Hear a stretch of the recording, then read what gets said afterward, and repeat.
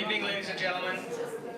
We cannot control the temperature, I'm sorry, and let me explain it to you because I live in this building, which is the Peters Business Building, and if you've been reading anything about Fresno State, lately we've been going through probably a 3 to 5 year major reconstruction of infrastructure, which means that they've changed out all of the air conditioning, all of the everything.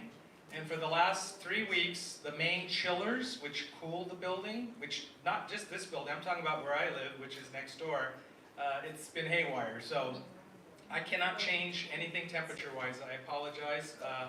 It's just what it is. It's just it's a warm day. On top of it, it's the warmest day, of the season, and then we have a lot of people. So better than being cold, because at one point it was 57 degrees in my office last semester, and I had to get a heater into the office. So I prefer the heat to the cool, but I don't really have any choice over it because that's the university part of it. But thank you for bringing it up. We don't like our people to be uncomfortable, but just we don't have any control over it. And I realize the temperature situation. Good evening and welcome to the Armenian Studies Program lecture series. Good to see so many of you here tonight to enjoy a wonderful presentation by Dr. Peter Balakian. I'm Professor Barlow Dermagradichin, Director of the Armenian Studies Program. This week, of course, is a week that is going to be a very busy week with a lot of activities dealing with the commemoration of the Armenian Genocide. And I had up just previously to this PowerPoint some of the upcoming activities for the community and for the Armenian Studies Program. So coming up on Wednesday is the next series of events. There'll be a flag raising at Fresno City Hall at 10:30 in the morning with Congressman Costa speaking and members of the community. And then all of you are invited also at noon to Fresno State, where the students will be having a short presentation at noon. But then the community-wide presentation or event will take place beginning at 6:30 p.m. at the Armenian Genocide Monument. Parking is free that night. You won't have to deal with getting the permits. You can just park anywhere near the monument, that is on the Shaw side, or in this parking lot that you were at, and enjoy the evening. Our keynote speaker will be KC24 anchor Stephanie Berugian, but speaking also will be the president of Fresno State, Dr. Saul Jimenez Sandoval. So he will also be speaking. We'll have clergy, will have presentations by students. It'll be a very nice event. That's Wednesday night. Then Thursday night, which is April the 25th, the Armenian Studies Program is hosting Dr. Elise Semerjan. She's the newly appointed professor of genocide studies at Clark University in Massachusetts. She'll be speaking on the question of remnants, the embodied archives of the Armenian Genocide. So we generally think of archives as written material. She's going to talk about women who were tattooed during the genocide, usually by Arab Bedouins or by Kurds, and she'll talk about that as a function or as one of the spectrum of what's on the Armenian Genocide. That's not going to be here. That's going to be in the Smith Camp Alumni House, 7 o'clock, Smith Camp Alumni House. And then Friday night, it's really going to be spectacular. It's going to be the screening of Amerigatsi. Many of you have seen it, heard about it. We brought it to Fresno State with Cineculture, which is our campus program that deals with films. We've been working with them for many years. It will start at 5:30 p.m. 5:30 p.m. It is a free screening, but I would recommend you come a little bit earlier because I expect to have a full house. It holds about 300, and I expect to have that. And the reason I do is not only because it's a good movie, but the director will also be there, Michael Burjan. And Michael Burjan, the movie was nominated on the short list for the Academy Awards as a best film for Armenia. So this is all coming up in the Armenian Studies Program events. And if you want to follow us, you can go on Instagram, Facebook, and our website to see all of the events that we're having. So it's really good to see all of you. It's my pleasure tonight to introduce my former colleague, and I say former colleague because for many years he was the Hagen Isabel Berberian Chair of Armenian Studies at Fresno State. He then became the Associate Dean in the College of Arts and Humanities, and now is serving as the Acting Dean in the Kremen School of Education at Fresno State until the end of the semester. And then I hope that he's going to come back to the college, I hope. We'll see what's going to happen. But Dr. Laporta has a long resume. He's a scholar. He's been someone who's been active in the community. Anyone that's been active in our program coming to it has known him. And so I'm very happy to introduce him tonight, to introduce our special guest, Dr. Peter Balakian. Dr. Laporte, surgeon.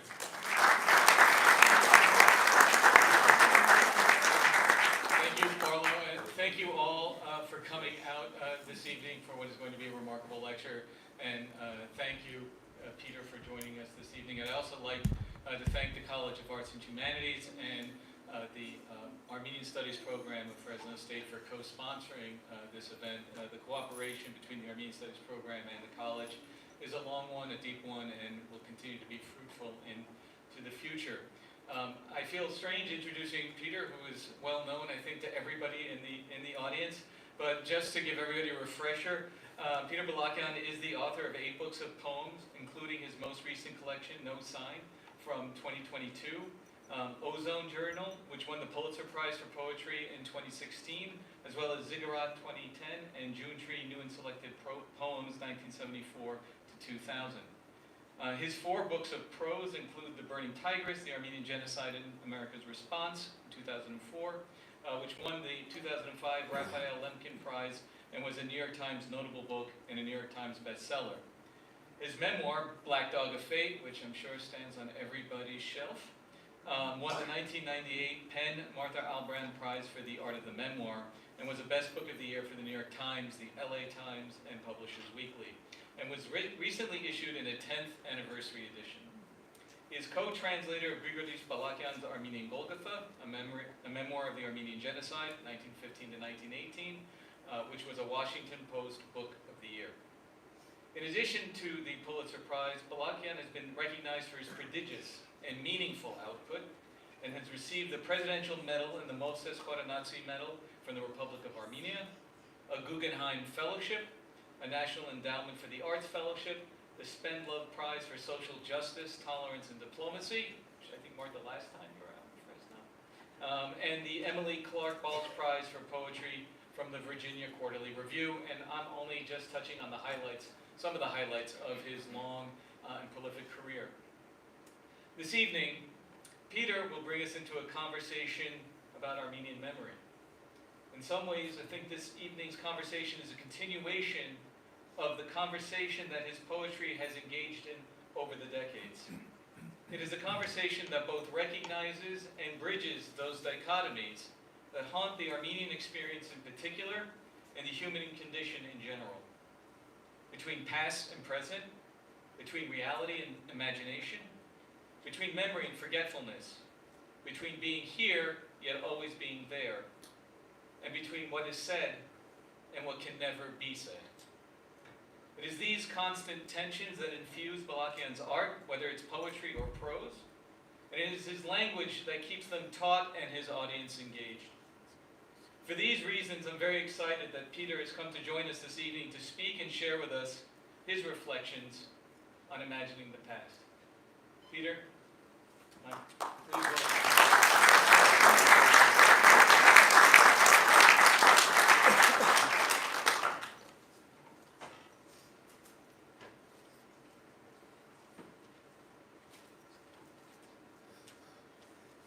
Sergio, thanks. Great to be back, as I do get to Fresno continuously over decades. So it's great to be here with Fresno friends, with cousins Lynn and Karen, with cousins Malina and Sergio, fellow Armenian writer Aris Janikian, great to see you and be with you, keeping our conversation going. I started coming to Fresno more than 60 years ago to be with my cousins Lynn and Karen on North Wilson Avenue, and Uncle Ed and Auntie Alice. And that first trip, when we piled into, me and my siblings and my parents piled into I'm guessing it was a DC-7, and flew out of Idlewild Airport. That shows you how long ago it was, because JFK was president, and landed in the Central Valley, was the first great journey of my life, the first great trip of my life, and what a trip it was. California Dreamin' remains a trope for the Northeast, right, or the East. And there are many parts of California. So I'm happy to be here, and I'm happy to be here with you for the commemorative week. I'm happy to be part of that. And you guys have a lot going on. Barlow, thank you for all you do. Sergio, for all you do, for the leadership here. I mean, Barlow, you've been directing this program for a long time, and it just keeps getting richer and deeper.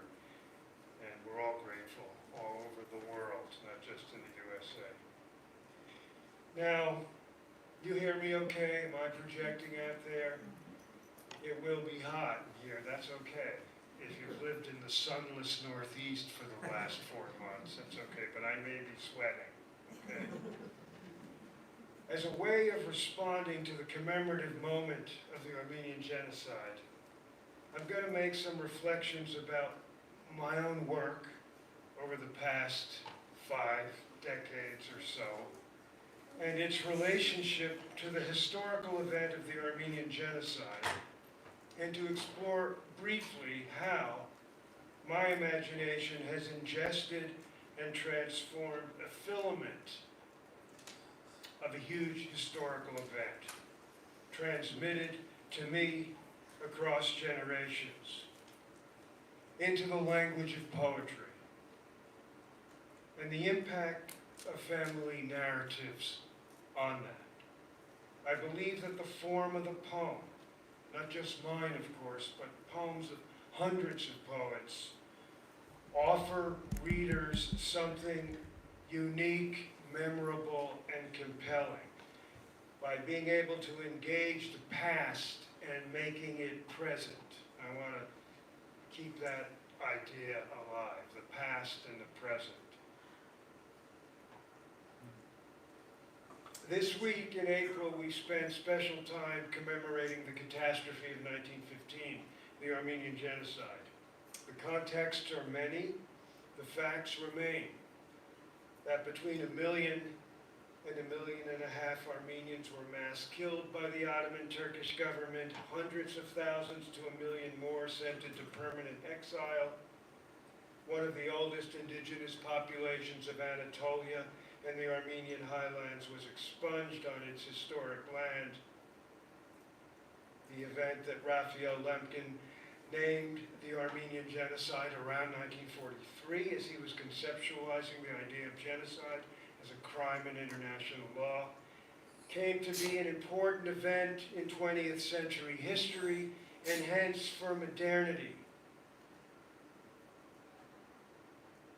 I've argued in my scholarly work that the Armenian catastrophe was the first modern genocide, to be distinguished from pre-modern genocide, which is as old as the human species. Because it was the first time genocide was committed by a government, a state government, with the use of modern technology and communications, parliamentary legislation, orchestrated government bureaucracy, nationalist ideology, and of course, military and paramilitary troops for the purpose of eliminating an ethnic group in a concentrated period of time. The Turkish government's propaganda mill of denialism, the rewriting of history of the Armenian Genocide and the sanitizing of the history, and imposing those lies on other nations is part of the scandalous aftermath of this history and has become itself a large and compelling ethical subject for scholars worldwide. I mean, the study of the denialism. Another fact remains. The past is never dead. It isn't even past. That's from William Faulkner.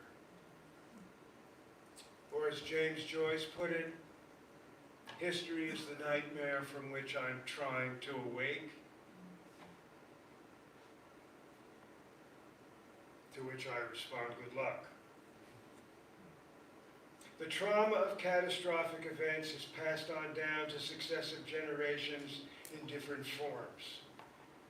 As Miss Mukantaganda said recently about her survival of the Rwandan genocide 30 years ago, it feels like it happened yesterday. As Helen Sperling used to say to my Colgate students year in and year out, she was a survivor of the Nazi concentration camp Ravensbrück.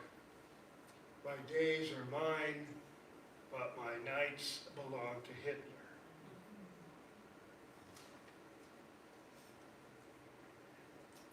So let's open by looking at some images that will dovetail with some of my ensuing reflections. Well, that's a map. That is a better detailed map than many of us get to see. You may have seen this map, but it is a map of the massacre and deportation killing fields of 1915, an important map about which we could conduct a 3-day symposium. But I start here. This image of Armenians being marched out of Harpert, an image of the summer of 1915. It happened in villages and towns and cities throughout Turkey. What's interesting here is that this is most likely the majority of these deportees are faculty at Anatolia College. This tells us something about cultural destruction, an issue I want to raise in a minute as well. But Harpert, 1915 May.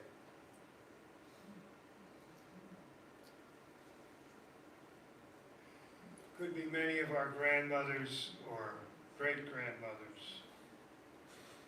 Another image.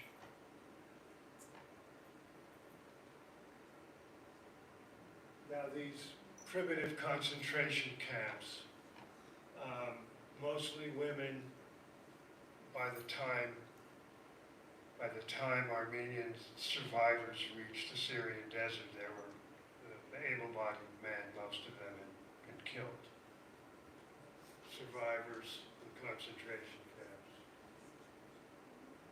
Now that image of genocide is universal. That image of mass killing, of human rights catastrophe is universal. You can point to it on the spots on the map today.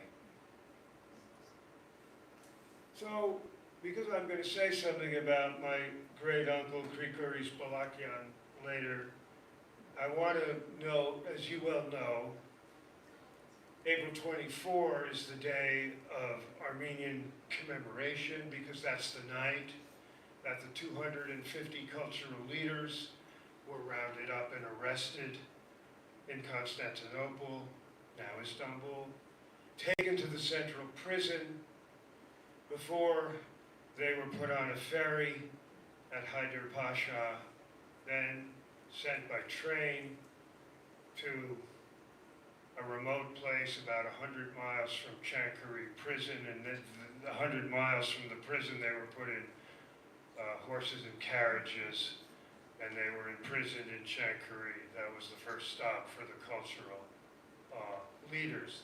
Why is that so important? I mean, it's obvious, but it reminds us that behind the demographic concept of the genocidal mass killing is the focus on the voice of the culture, the head of the culture. If you want to start exterminating the culture group, you cut its head off, you rip its tongue out. And so the cultural leaders, 250 in Constantinople on the night of April 24, that happened 10 more times all over Turkey throughout the summer and the fall of 1915. Happened all over. It wasn't just Constantinople. It began there.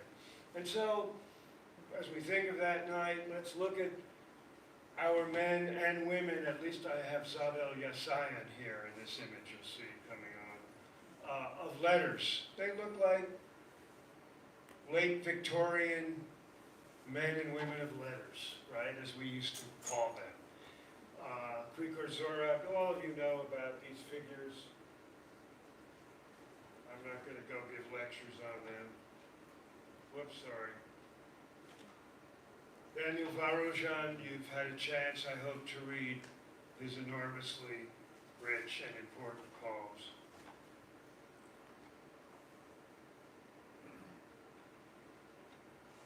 Adam Yarjanyan, Siamanto, I had the pleasure of collaboratively translating the Garmir Luda Paragames book with my late great friend Nivart Yalyan.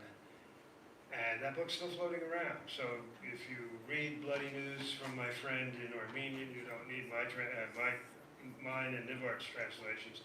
But if you want to read what I did to them in English, and some people have been pissed off with me for what I did with them, but I felt Siamanto would have wanted some of the choices that I made.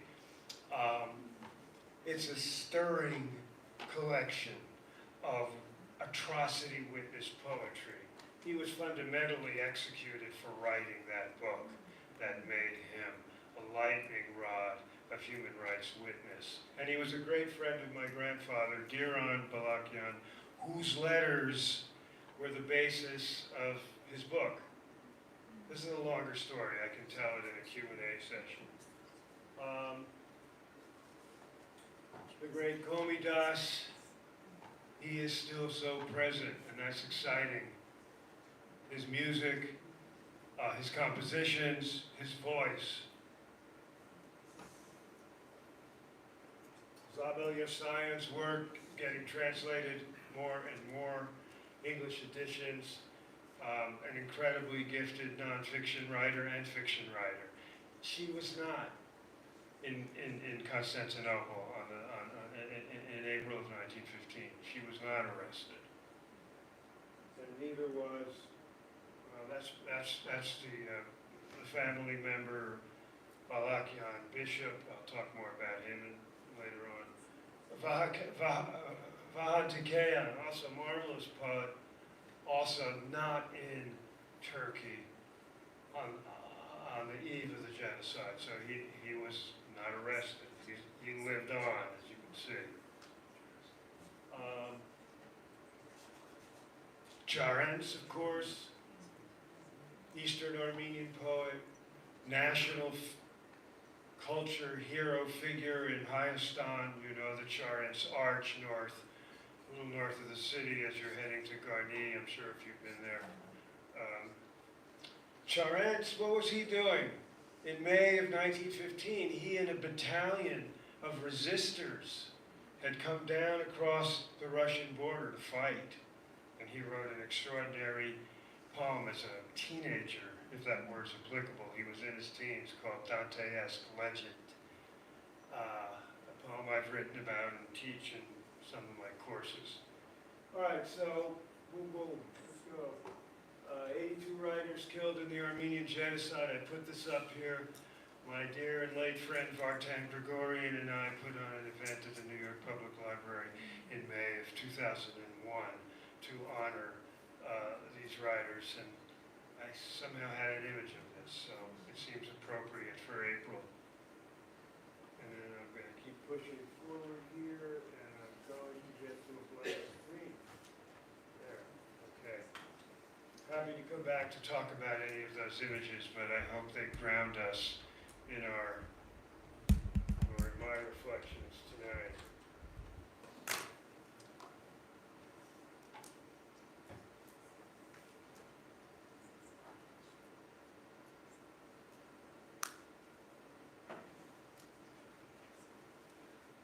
So I'd like to explore briefly how this historical past has come to shape some of my work as a poet and literary nonfiction writer.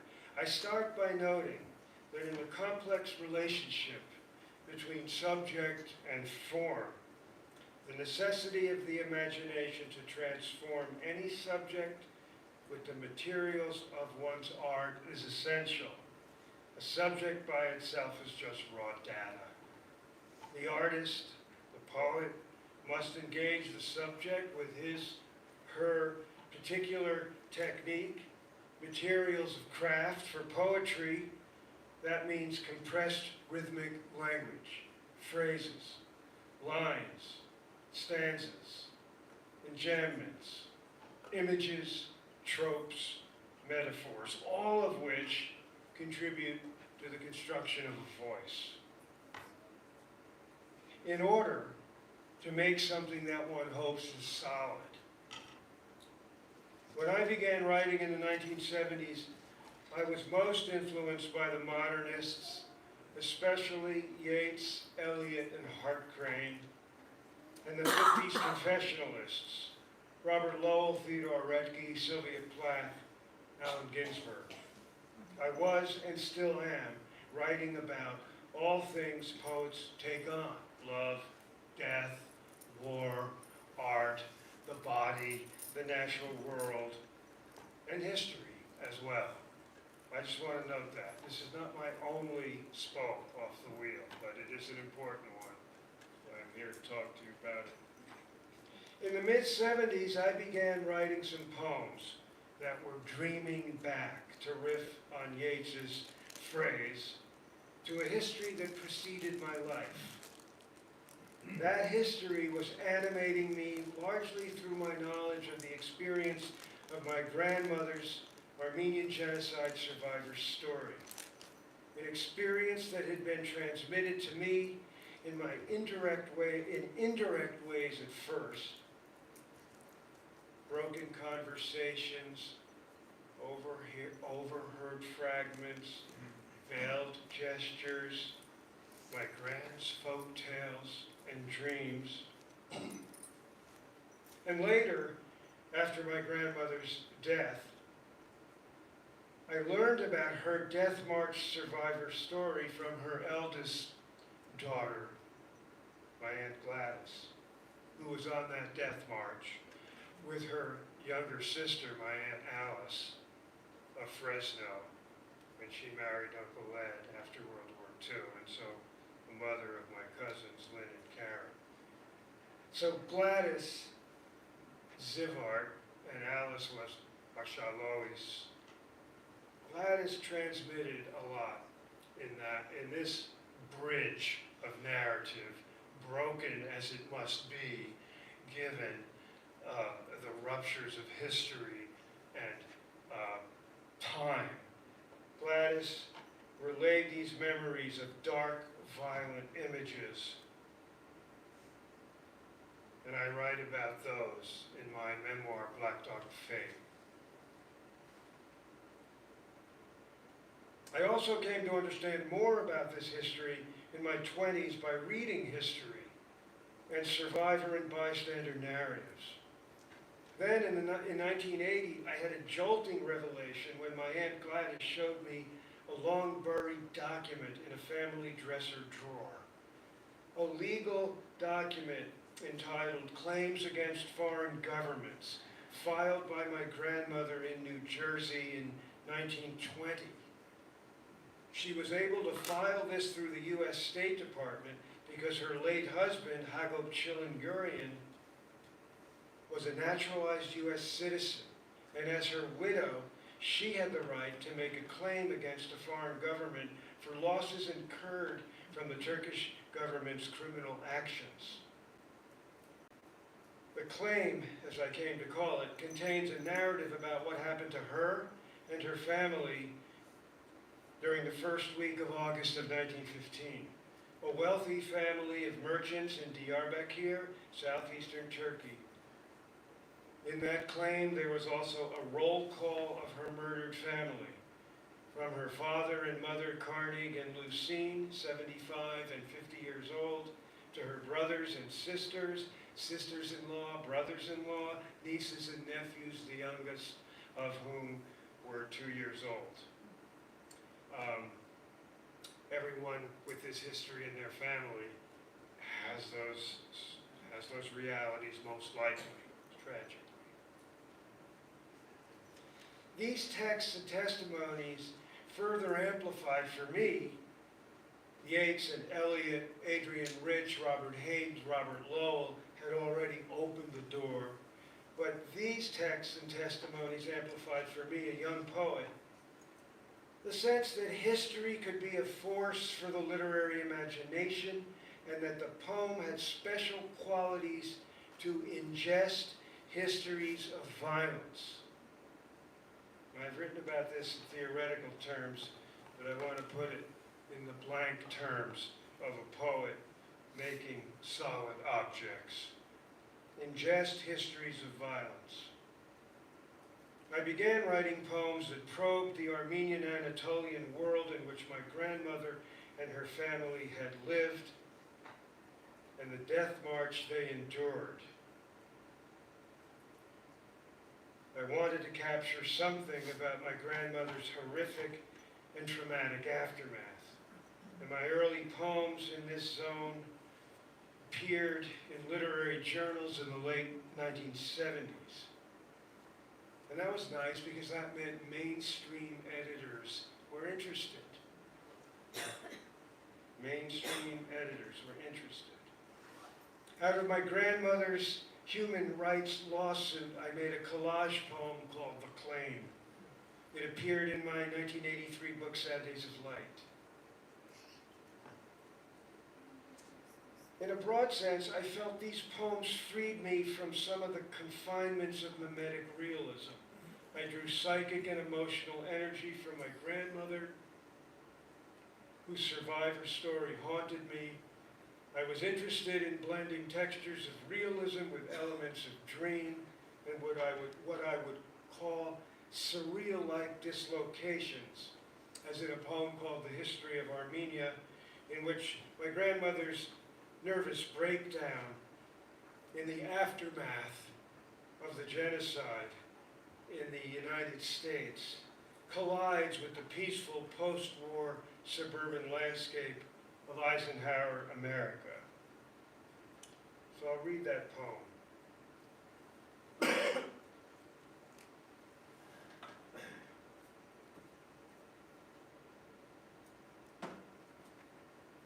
The poem's actually reprinted in, I'm reading it out of the Black Dog text. It's reprinted here. It's a poem that I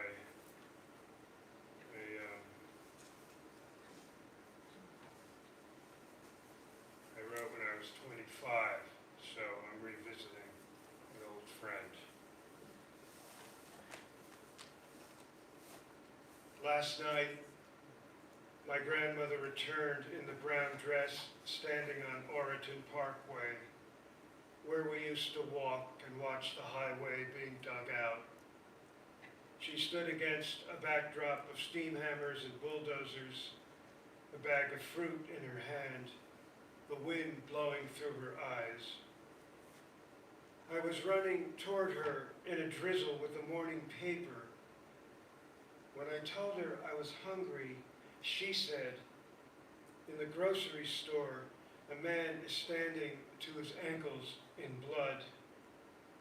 The babies in East Orange have disappeared, maybe eaten by the machinery on this long road. When I asked for my mother, she said gone, all gone. The girls went for soda. Maybe the Coke was bad, the candy sour. This morning, the beds are empty, water off, the toilets dry. When I went to the garden for squash, only stump was there. When I went to clip parsley, only a hole. We walked past piles of gray cinder and cement trucks. There were no men.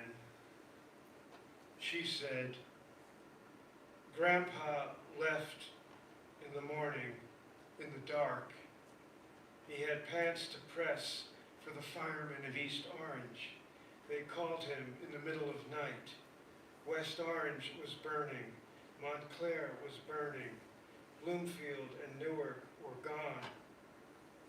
One woman carried the arms of her child.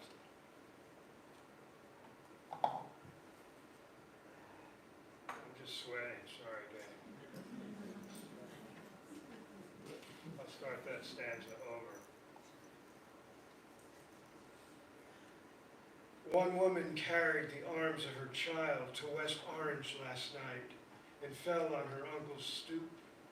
Two boys came with the skin of their legs in their pockets and turned themselves in to local officials. This morning, sun is red and spreading. If I go to sleep tonight, she said, the ceiling will open and bodies will fall from clouds. Yavri, where is the angel without 6 fingers and a missing leg? Where is the angel with the news that the river is coming back? The angel with the word that the water will be clear and have fish. Grandpa's pressing pants. They came for him before the birds were up. He left without shoes or tie, without shirt or suspenders. It was quiet. The birds were still sleeping.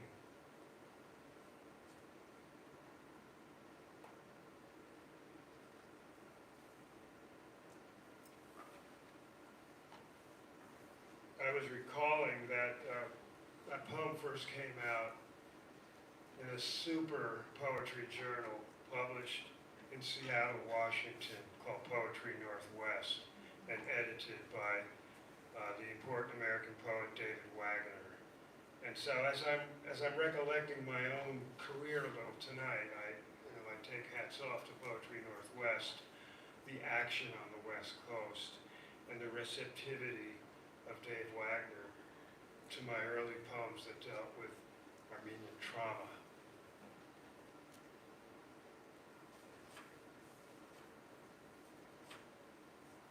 Now, in the 1980s, I wrote a memoir, Black Dog of Fate, that dealt with growing up in sunny, affluent suburbia in the 1960s, and that repressed trauma and silence in my family in the wake of the Armenian Genocide past. So my memoir deals with silence. I didn't grow up in a family where much was said about this past, but I did come to understand that no matter how hard traumatized people try to repress trauma, it can't. And so there, in that affluent, sunny world of Teaneck and Tenafly, New Jersey, in the 1960s, late 50s, into the 60s, early 70s, the darkness of the Armenian past sort of leaked through the sunlight. And I got interested in the encodings as an adult looking back at it. I got interested in the messages in a bottle, the hieroglyphs. And I'll say a little more about that. I found in literary nonfiction, narrative and story, character, dialogue, scenes, unfolding plot, and always for me as a poet, images. The image as a way into freezing the past and probing time and memory.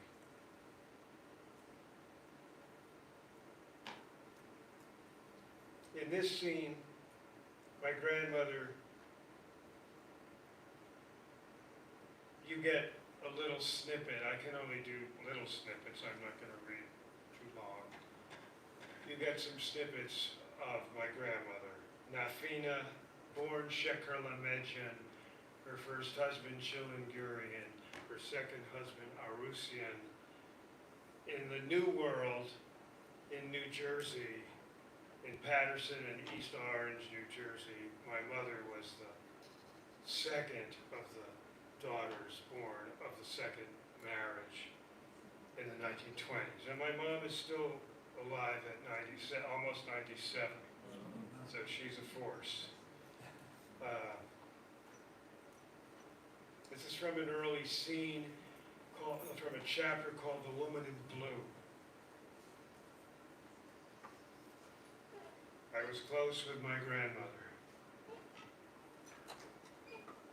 When I was with my grandmother, I had access to some other world. Some evocative place of dark and light. Some kind of energy that ran like an invisible force from this old country called Armenia to my world in New Jersey. It was something ancient, something connected to earth and words and blood and sky. Now, I realize that my grandmother's stories hibernated in me until I was ready to understand them fully. Or maybe marinated is a better word, since we are a people so steeped in food. Yes, marinated. Or is it cured? Like grape leaves in brine, or lamb cooked in apricots, walnuts, and pomegranate juice, and left to soften in hardened fat in an earthenware jug. Or long slabs of filet mignon packed in garlic and cumin and left to hang in the dark air of a basement. My grandmother liked to tell us all her dreams, but it was to me when we were alone that she told her stories. Perhaps she had told the same ones to her daughters when they were young, although no one ever mentioned them. I came to realize that my grandmother's stories were part of time and not part of time. Part of place and not part of place. Part of the stuff that is stored in the mind's honeycomb. As a dream teller, my grandmother was accorded respect, albeit begrudgingly, by my father, the rationalist physician. I remember one morning overhearing my grandmother in the kitchen telling my mother about a dream she'd had in the night before about an old friend from the old country who now lived in Fresno. Right, I have you here now, right? It's a Fresno moment. I'll go on and read that one more paragraph, okay?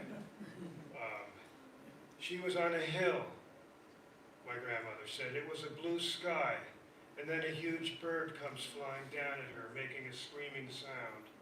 Next thing I know, she is in our old house in Maplewood, sitting in our living room, drinking rose water. It's spring, because I can see forsythia through the picture window. Then she asked me to get her shoes. I look down, and I see she's barefoot. I say, Nivart, I don't know where your shoes are. She begins to cry. Curls up on the rug. I look up and snow is coming in through the window. I go to shut it and a huge bird slams into the glass, bounces off and disappears. It's just a dream, I heard my mother say. That afternoon, Nivart, whom she hadn't seen in years, died suddenly.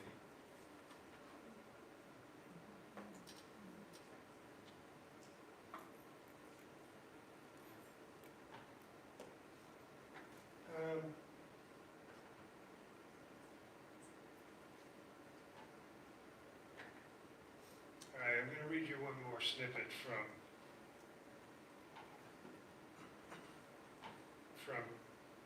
Black Dog of Fate, and then I'm going to close with a group of poems.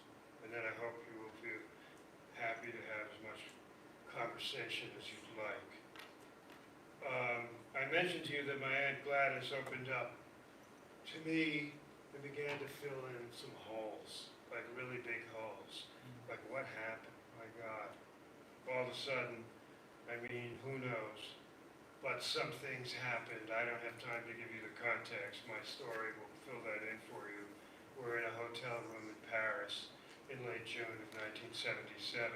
A conversation has started, and Aunt Gladys begins to talk.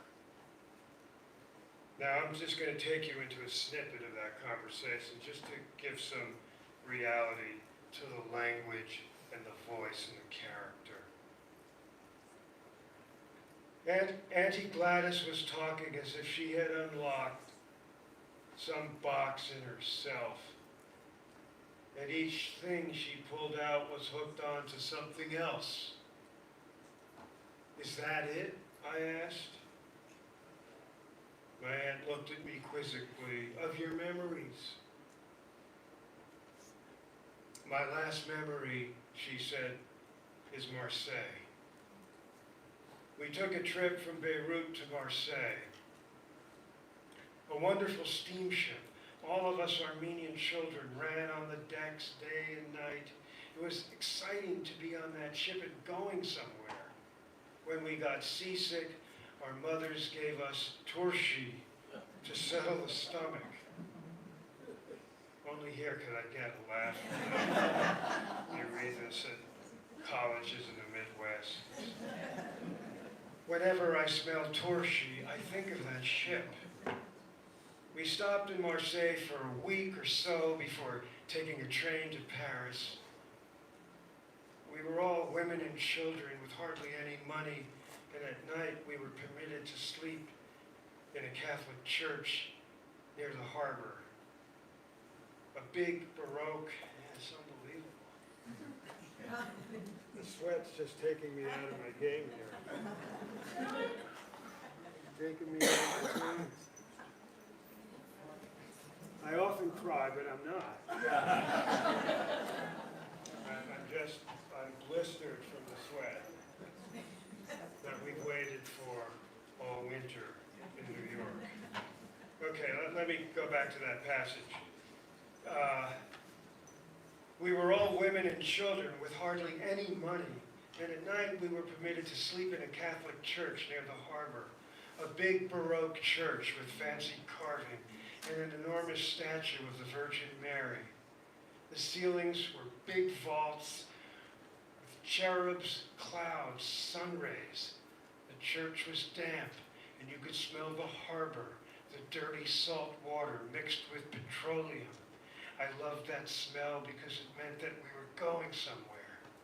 We slept on wooden blankets, and most of us slept in the pews, which were smooth from years of use. But the women didn't sleep.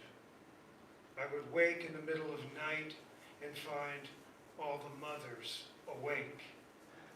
After a few nights, I asked Mama why no one ever slept.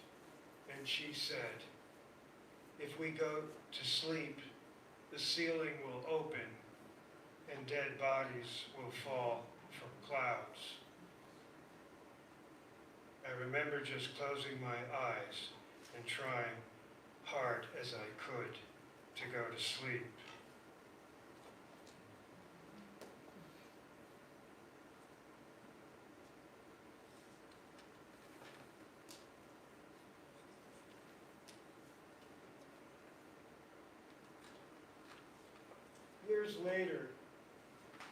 Years later,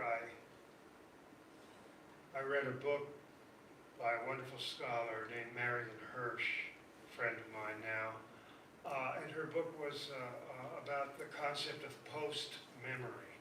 And she was arguing that writers, and she was studying Holocaust, post-Holocaust writers who come along, and artists who come along after a large historical event.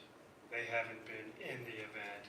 They come along and are fixated on the event and spend a lot of their imagination probing and inquiring, representing, shaping, creating the event. She was calling artists and writers of post-memory. So I put that concept out there. Obviously, writers who do what I do, I guess, fall into this, her notion of post-memory, if that's useful. Now I'm going to close here by saying these things here. The Armenian past has continued to percolate in my imagination for decades. Fruits and vegetables, walking the ruins of Ani, a Kashan rug, coming to Istanbul, driving from Yerevan to Gyumri, sitting at a cafe in Paris, thinking about my great uncle, the Bishop Grigoris Balakian, who survived imprisonment and deprivation after having been arrested with the 250 Armenian cultural leaders on April 24. All of these have been grounds and forays, have been ground for forays into the Armenian past. history colliding with the present. Continued visitations from my grandmother. Or is it I who won't leave her alone? So let me read some poems. In my recent book, No Sign, I have a section of poems that are meditations on fruits and vegetables. And you start out with something and you end up in another place. And a number of these poems veered into history. I can't help it. I don't control it. This is called Eggplant. Sambuc. I love the white moon circles and the purple halos on a plate as the salt sweat them. The oil in the pan smoked like bad days in the Syrian desert. When a moon stayed all day, when morning was a purple elegy for the last friend seen, when the fog of the riverbank rose like a holy ghost. My mother made those white moons sizzle in some egg wash and salt. Some parsley appeared from the garden, and summer evenings came with no memory. But the table with white dishes, shining aubergine, black-skinned beauty, bitter apple, we used our hands. This is called pomegranate. Persephone ate you and went to hell. My grandmother walked with you under her blouse, her 2 daughters hobbling with her. Every day one seed for each of them.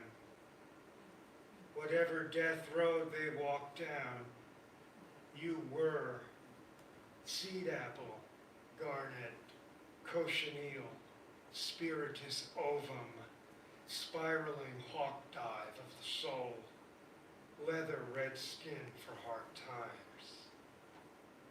Sometimes she looked up at the moon and saw you.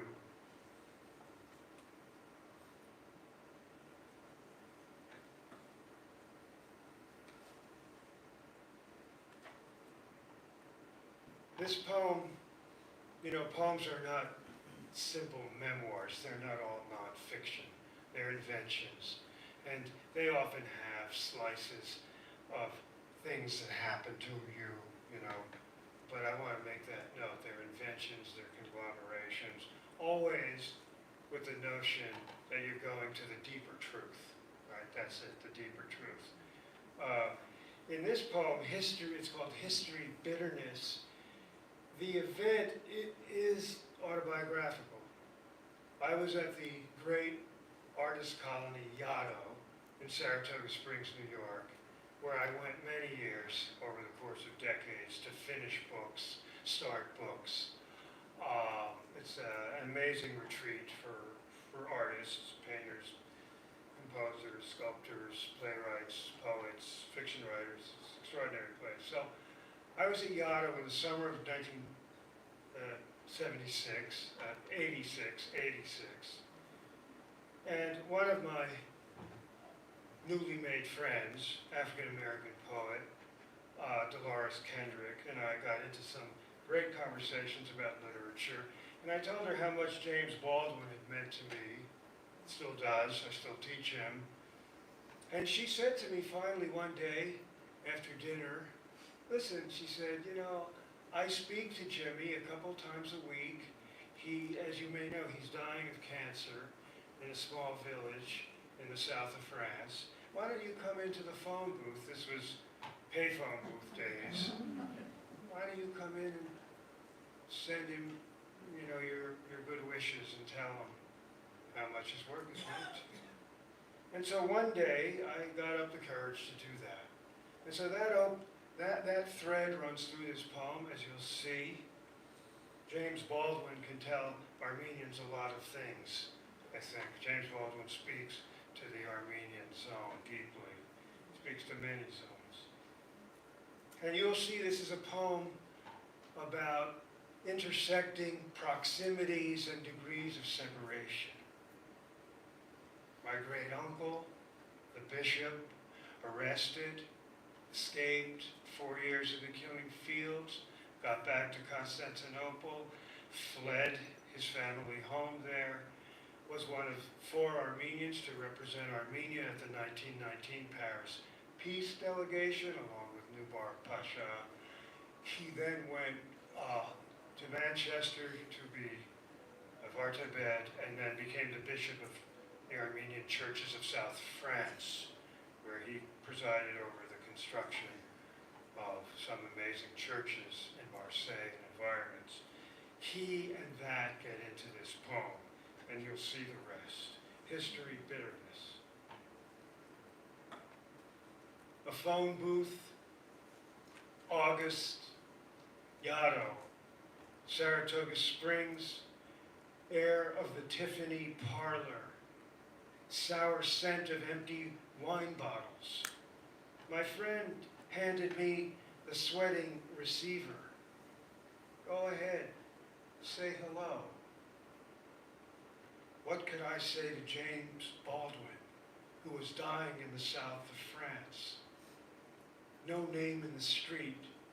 Paris, Algiers, Little Rock, you can fill it in. I'm sitting at Les Deux Magots with my NY Yankees umbrella in my lap, a wide glass of wine from some vineyard in Burgundy in my hand, recalling that Baldwin sat here drinking scotch all day and writing as friends dropped by. And it hits me. Just over Pont de Sully, my great uncle sat in a big treaty room in 1919, representing Armenia. Did it exist? In a fancy hotel with others who hoped for a nation in return for the slaughter. Baldwin knew Sartre and de Beauvoir. He saw Camus pass by. It was 1958, and the Algerian cabbie who dropped him off drunk on the curb was half blind from the revolution. Bang, bang, bang goes the heart. Mr. Baldwin was dying in a sensual village in the south of France. After a week at Versailles, my uncle came to that hotel room where in the closet of his head, a big white sheet floated over the Black Sea. What did rape and massacre mean? Fail-proof, shattered, bitten off, words that floated over the bridge into the carnival horns of night. A few months earlier, Miles Davis passed Baldwin at Les Deux Magots on his way to play for Louis Malle's Ascenseur pour l'échafaud. The spurting air of love, love, love, slipping from the valves. The spit and breath of night in Paris off the torpid brown Seine where Paul Celan had disappeared not long before. Hiss, hiss, hiss goes the heart. It's 1958, and Camus still walks the boulevard. The war in Algeria is daily acid in the river. What are degrees of separation? Private myths, illusions. My aunt, the surrealist, might call them chance meetings. Do we invent proximities for our need, for salvation, for love? Wilson, Clemenceau, Lloyd George, names my uncle scrawled on a map of the dispossessed, on a wall in a hotel of cards where Dixieland horns played at the banquet for the Grande Armée, and the next map of Europe was shuffled with an ace in the hole. Miles Davis spent 7 hours with Louis Malle making some languid, piercing, hollow, sliding sounds in the indeterminate, dank night. No name on the street stalked him. A few years later, Baldwin moved just miles from where my father was born in Istanbul. A few years after the Armenians were expunged from Turkey and my grandparents left the ghost map on the wall. It was 1919, and the flu blew along Saint-Germain, where my grandparents met my uncle that fall. I knew Baldwin's heart went hollow, languid, and sizzled with the need to get out of America. It even led him to the place my grandparents fled before they landed a couple of miles from Baldwin's apartment in Harlem. Are these degrees of separation, or just my way of thinking about that strange moment in a phone booth at an artist colony in the summer of '86? My friend said, if you love Jimmy's work, I know he'd love to hear from you. All good news means a lot, especially at the end. What can I say to Mr. Baldwin? He'd help me understand the bitter history that had trapped me, that was trapped in me. Istanbul, New York, Paris. No name, no street. I was sweating into the phone. Mr. Baldwin's voice was frail, but unmistakable.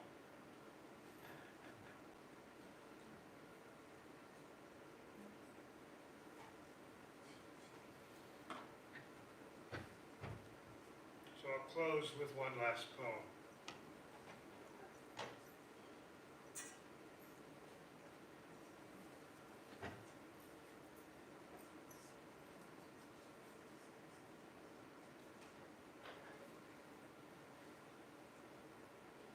Someone wants to douse me with a bucket of water.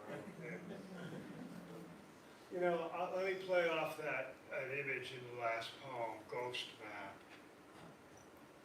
When you go to Turkey, as some of you may have,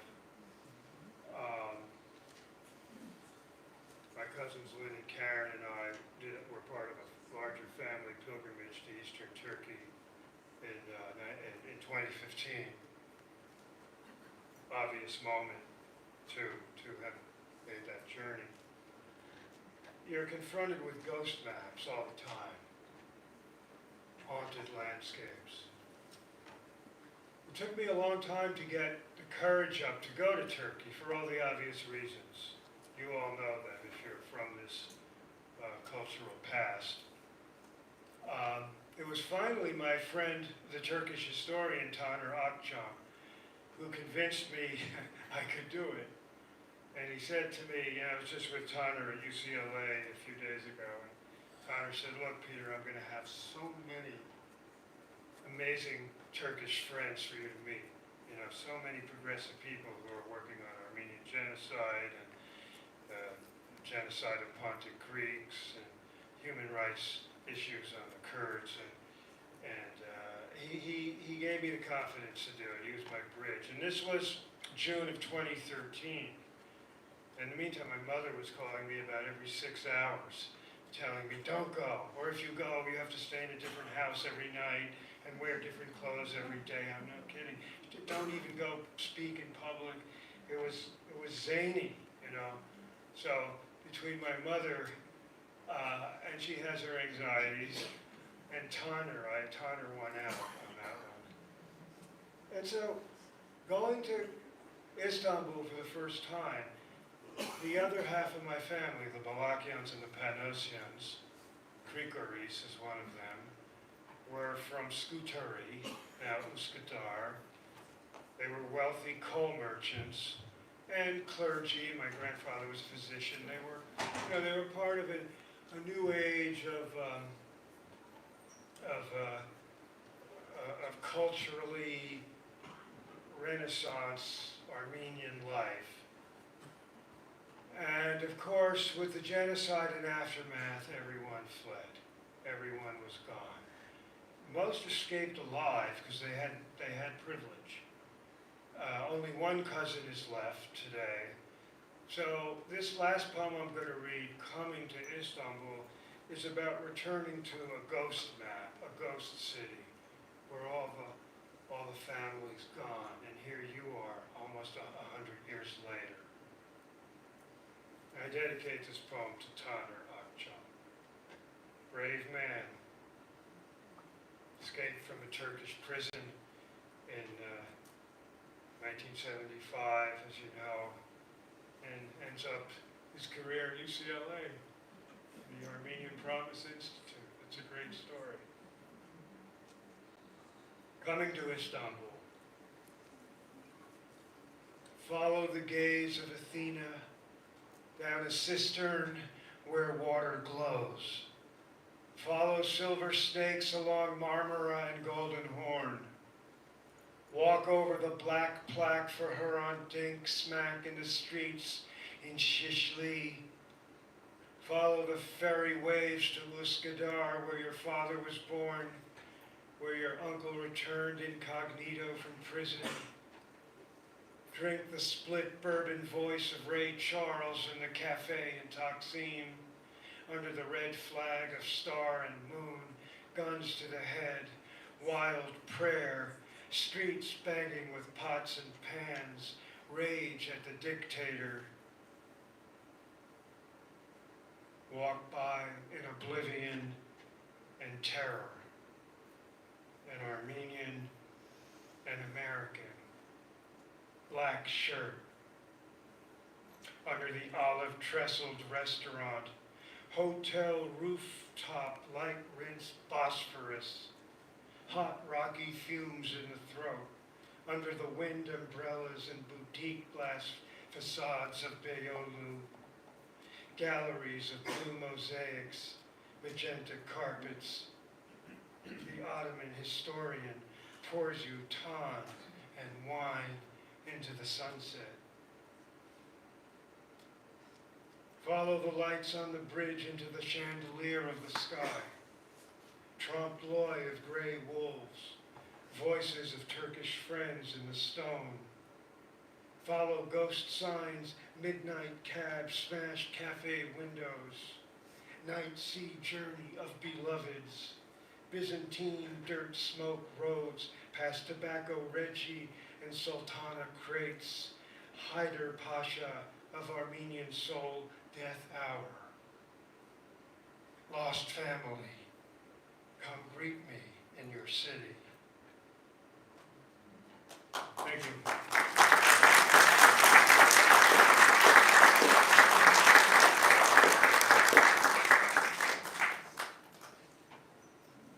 Okay, I may have pushed the envelope on time. No, you're good. No, I was just going to say, we can open it up for questions and further conversation on the poems and also on the method of coming up with the poems. I think one of the conundrums that maybe many artists and maybe also Armenian young artists is what Adorno said. It's like, how can you even have art after something like the Armenian Genocide or the Holocaust? And how does it play? What function does it play in terms of coming to terms with what happened, or in not coming to terms with what happened, but about informing people and ourselves about what happened? So I personally like to hear your reflections on that process. Yeah, you bet. A lot's been said about the Adorno. A lot of reflection has been made about Adorno, the great Frankfurt School German theorist who started out in Frankfurt and survived Nazism and continued to write. He made the statement, there should be no more poetry after Auschwitz. And then you have to read the context around that, read it in its larger place in that particular essay. I've always taken that to mean, after such paradigm-changing historical events, Armenian genocide is a paradigm-changing event. Obviously, genocide done by high-technology incineration is a paradigm-changing event. The dropping of the bomb by the U.S. government on Nagasaki and Hiroshima is a paradigm-changing event. These change the human species for good. There's no return. I think what Adorno means is not for the artist to be silent, but to take a challenge to do something radically new, to make a radical break with your own aesthetics. Okay, to make a radical break. I mean, for example, if you're Adorno and you're writing in the 1920s and 30s, before Nazism has exploded Europe, you're probably used to reading late Victorian poetry. And if you're thinking that late Victorian poetry might, I don't want to be overgeneral here, and this can get me into a long literary historical lecture, which I do for a living, but I don't want to now. You're probably feeling that some of the genteel orientations toward the sublime and the transcendent aren't adequate for confronting the radical, violent disruptions that the human species has now embarked on. So I think it means more like be new, crack the egg again, break the neck of it all, start over. Whether artists can start over is an interesting issue, interesting question. But if you think about the art from Dadaism through abstract expressionism, you can start playing with some interesting ideas. I'm using visual art, but there's from radical literary modernism to the edgy realism of confessionalism, I think some radical breaks were made. So that's a brief reflection, Sergio, but thanks, it's a good question. It's an eternal one. Yes? This is a general question, but do you have any thoughts about generational trauma for American Armenians and, the experience of that generational trauma? Well, yes. I mean, I hope that I know my talk part tonight was brief, but it was what I was trying to illustrate.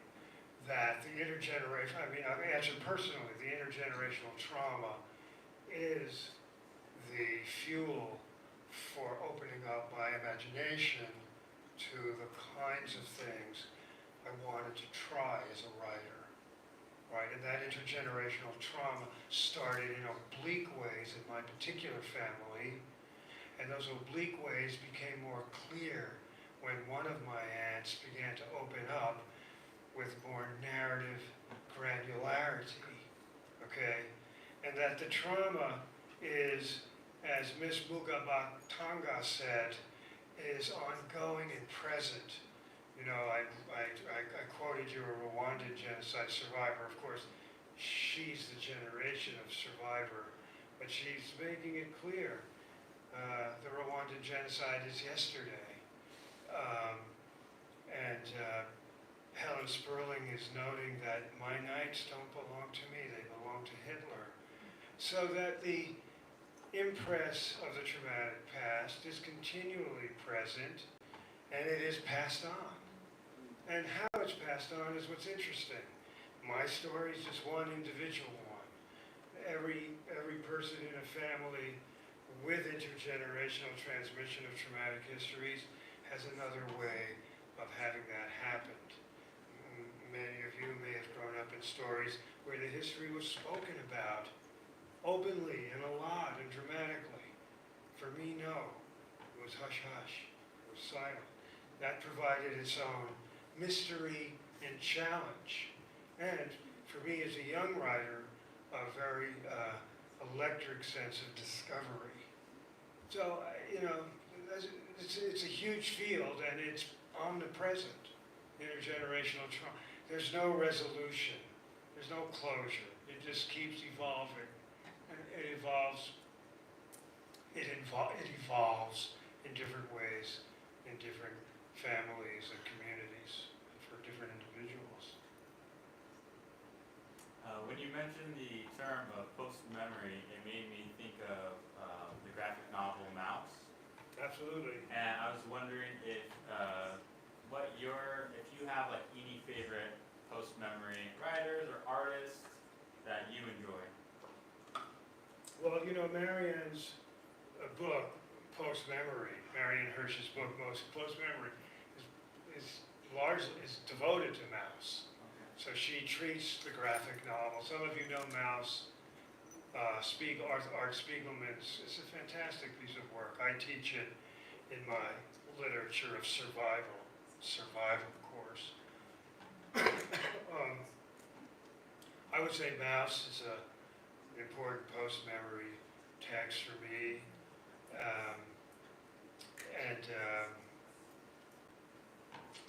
Trying to think of particular, there are a lot of poems by,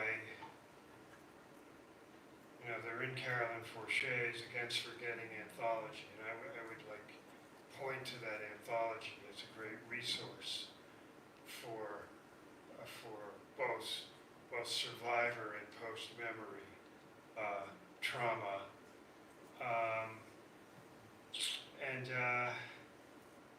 Yeah, I have a whole bibliography, but I don't want to. I got to gather it all now. I'll email you.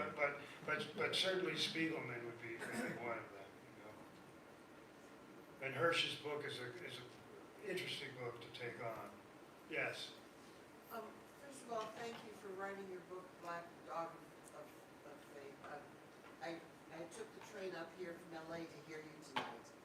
Thank you. And I appreciate you very much. Thank you. I heard Allen Ginsberg. I'm very curious to know, did he ever talk about the Armenians at all? Allen Ginsberg. Yeah. I have, as you know, I have a chapter about hosting Allen at my college apartment in my senior year of college. And do you remember that? I'm not trying to put you on the spot either, but do you remember that chapter? Yeah, somewhat. not Okay. deeply. So that was an amazing moment for me in my story. And that's why I devoted a chapter called Kaddish to it in Black Dog of Fate. Because my mother and Allen Ginsberg became very friendly that evening. My mother, who was a graduate of the college that I went to, Bucknell University, when the news got out that I had corresponded a little with Ginsberg, and I invited him to read on my college campus. He accepted for an exorbitant fee. The college president was so delighted that Ginsberg would come out to central Pennsylvania that he ponied up the fee instantly. And Mom came out with a couple trays of lasagna to feed the gathering. And my hippie apartment, it was a pretty cool house, really. And Allen's reading of Kaddish triggered memories for my mother and her mother's breakdown, which was definitely a PTSD post-genocide event. And so there was a really interesting interconnections. Yes, I didn't know Ginsberg well, but I knew him here and there a couple times. Yeah, he was very supportive of the taking a stand against Turkish denial petition that I started in 1995. He signed it. And of course, he was very knowledgeable of 1915. Allen was, he was a compendious historical head. So, and then we'd have long conversations about it, immediate response and recognition, and, I'm with you.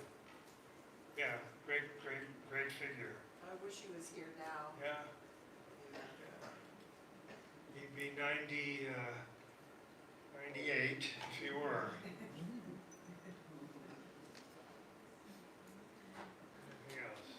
Yes.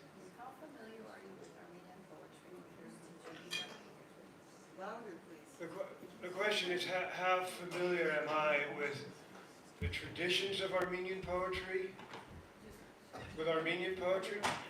You know, I am only in translation.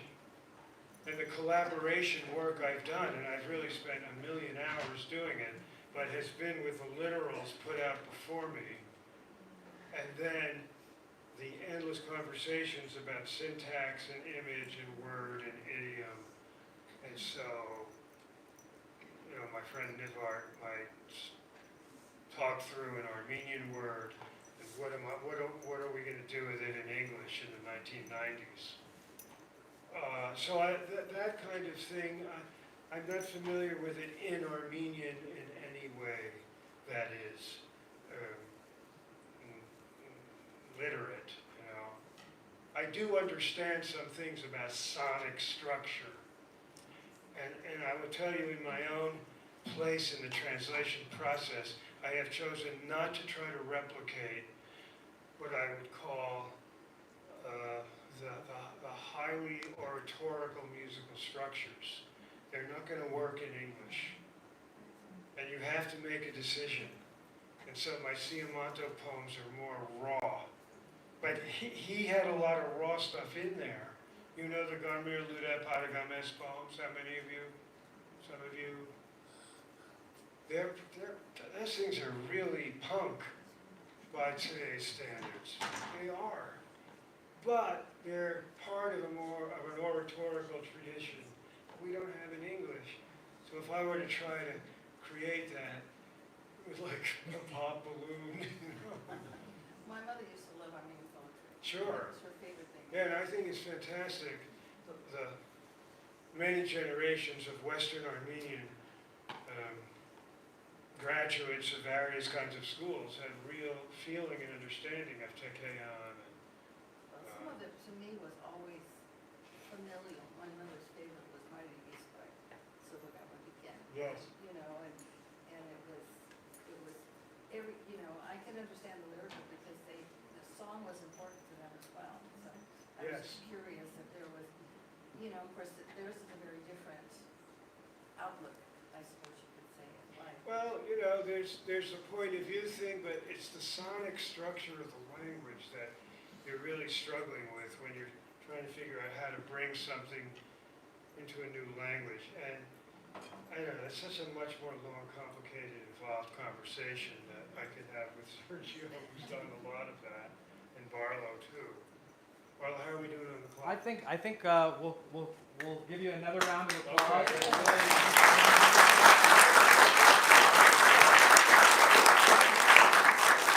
Anytime he wants to come back, he's got an invitation back to Fresno, visit the family, but also to speak to us. We really appreciate it. We want to invite you to come outside, and we have a selection of his books, including his Pulitzer Prize winning book of poetry, Ozone Journal.